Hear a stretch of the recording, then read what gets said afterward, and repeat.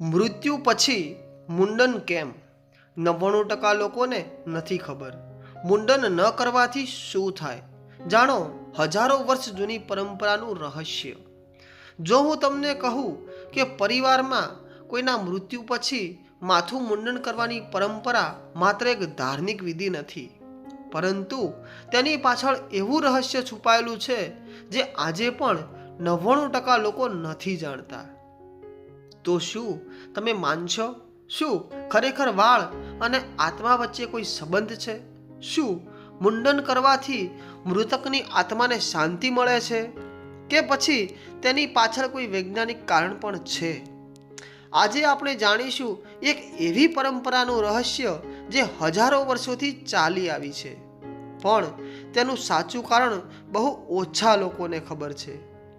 આ કથા અંત સુધી જરૂર સાંભળજો, કારણ કે અંતે તમને એવો જવાબ મળશે જે કદાચ તમારી વર્ષોની માન્યતા બદલી નાખશે. મૃત્યુ જીવનનું એક અચૂક સત્ય. જન્મ થયો છે તો એક દિવસ મૃત્યુ પણ નિશ્ચિત છે, પરંતુ હિન્દુ ધર્મમાં મૃત્યુ પછી કરવામાં આવતી દરેક વિધિ પાછળ કોઈને કોઈ ઊંડો અર્થ છુપાયેલો છે. આવી જ એક પરંપરા છે મુંડન કરાવવાની. ઘણા લોકો કહે છે કે આ માત્ર એક ધાર્મિક રિવાજ છે. કેટલાક લોકો તેને અંધશ્રદ્ધા માને છે. પરંતુ શું ખરેખર એવું જ છે? ચાલો હવે એક પછી એક તેના કારણો સમજીએ. પ્રથમ કારણ, ત્યાગ અને શ્રદ્ધાનું પ્રતીક.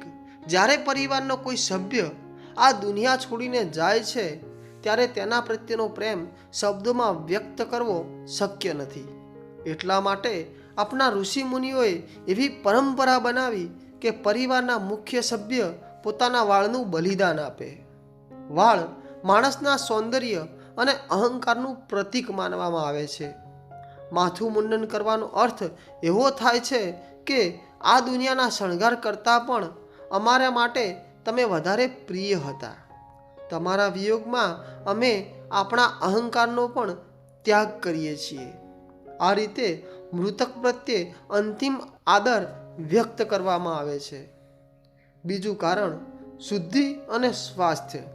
આ વાત કદાચ તમને આશ્ચર્યમાં મૂકી દે. પ્રાચીન સમયમાં જ્યારે કોઈ વ્યક્તિનું મૃત્યુ થતું હતું, ત્યારે મૃતદેહને લાંબા સમય સુધી ઘરમાં રાખવામાં આવતો. તે દરમિયાન શરીરમાં સૂક્ષ્મ જીવાણુઓ અને બેક્ટેરિયાનો વિકાસ થતો. તેથી અંતિમ સંસ્કાર બાદ સ્નાન કરવું, નખ કાપવા, કપડાં બદલવા અને માથું મુંડન કરાવવું જેવી પરંપરાઓ શરૂ થઈ. આનો હેતુ શરીરને સ્વચ્છ રાખવાનો અને સંભવિત ચેપથી બચવાનો હતો. આજે આધુનિક વિજ્ઞાન પણ વ્યક્તિગત સ્વચ્છતાના મહત્વને સ્વીકારે છે. જો કે મુંડન કરવું સ્વાસ્થ્ય માટે અનિવાર્ય છે એવો વૈજ્ઞાનિક પુરાવો ઉપલબ્ધ નથી. ત્રીજું કારણ, આત્મા વિશેની ધાર્મિક માન્યતા. હવે આવે છે સૌથી રહસ્યમય કારણ. ઘણી પરંપરાગત ધાર્મિક માન્યતાઓ અનુસાર મૃત્યુ પછી આત્મા થોડા સમય સુધી પોતાના પરિવાર પ્રત્યેના મોહને કારણે આસપાસ રહી શકે છે. એવી માન્યતા પણ પ્રચલિત છે કે વાળ માનવીના સૌંદર્ય અને આસક્તિનું પ્રતીક હોવાથી મુંડન દ્વારા જીવિત વ્યક્તિ પોતાનો મોહ અને અહંકાર છોડવાનો સંકલ્પ કરે છે. કેટલાક લોકવિશ્વાસોમાં એવું પણ કહેવામાં આવે છે કે વાળ આત્માને આકર્ષે છે. જો કે આ દાવાને શાસ્ત્રીય અથવા વૈજ્ઞાનિક રીતે સર્વસંમત આધાર મળતો નથી. આથી આ ભાગને ધાર્મિક માન્યતા તરીકે જ સમજવો જોઈએ. અલગ અલગ પ્રદેશોમાં અલગ અલગ પરંપરા હોય છે.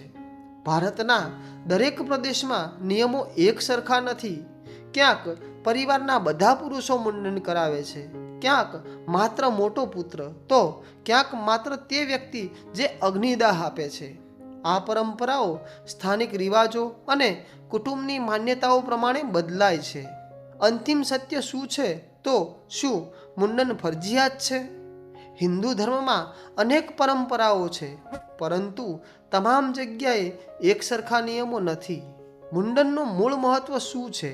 શ્રદ્ધા, ત્યાગ, શોકની અભિવ્યક્તિ અને ધાર્મિક સંસ્કાર. સાથે સાથે સ્વચ્છતાને પણ મહત્વ આપવામાં આવ્યું છે.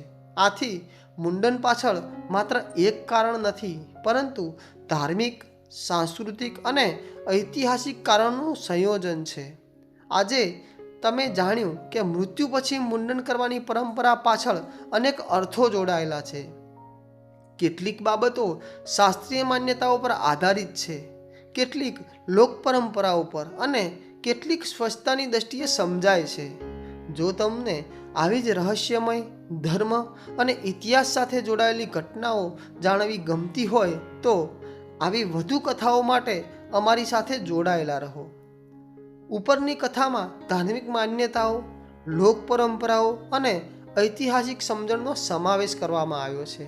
વાળ આત્માને આકર્ષે છે અથવા મુંડન કરવાથી આત્માને મુક્તિ મળે છે જેવા દાવા ધાર્મિક લોક માન્યતાઓ છે.